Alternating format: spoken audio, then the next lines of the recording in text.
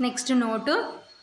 first point limit extends to infinity e power x is equal to so x tends to infinity కాబట్టి x ఉన్న చోటంతా infinity apply చేస్తే that is equal to e power infinity so e power infinity value infinity so next ఏం చెప్తున్నాం అంటే limit extends to infinity e power minus x so ఇప్పుడు x ఉన్న చోటంతా ఇన్ఫినిటీ అప్లై చేస్తే that is equal to e power minus infinity so e power minus infinity ఏం రాసుకోవచ్చు అంటే that is equal to 1/e power infinity so already మనకి e power infinity value దేనికి equal అని వచ్చింది ఇన్ఫినిటీకి ఈక్వల్ కాబట్టి దట్ ఈజ్ ఈక్వల్ టు 1/ఇన్ఫినిటీ సో 1/ఇన్ఫినిటీ అంటే means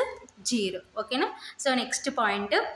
limit x tends to a minus f of x that is equal to limit h tends to 0 f of a minus h ఓకేనా so ఈ విధంగా ఉండేదాన్ని హెచ్ టెన్స్ టు 0 అప్లై చేస్తే ఈ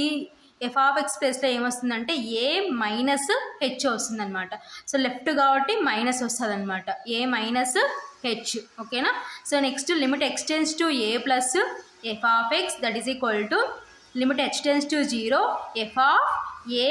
plus h so right కాబట్టి so ఏమొస్తుంది అంటే f of a plus h so ఇవి నోట్లో సమ్ ఇంపార్టెంట్ పాయింట్స్ అనమాట limit extends to infinity e power x is equal to infinity limit extends to infinity e power minus x is equal to 0